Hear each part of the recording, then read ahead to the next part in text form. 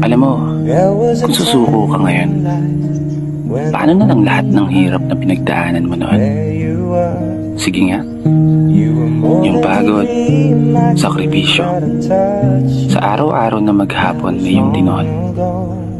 Hahayaan mo na lang ba na masayang lahat ng yun?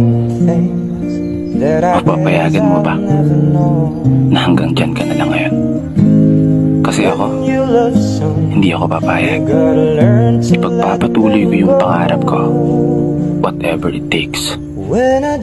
Ano man na maging resulta nito sa dulo, ilalaban ko yung pangarap ko, gaya ng pinangako ko sa sarili ko. Kaya ikaw, huwag kang susuko. Ganon din sana ang gawin mo. Gaya mo at gaya ko na patuloy hinaharap ang hamon ng mundo sa araw-araw na nagbabaka sakaling makaahon sa buhay, umasenso at manalo. Para sa pangarap, para sa pamilya.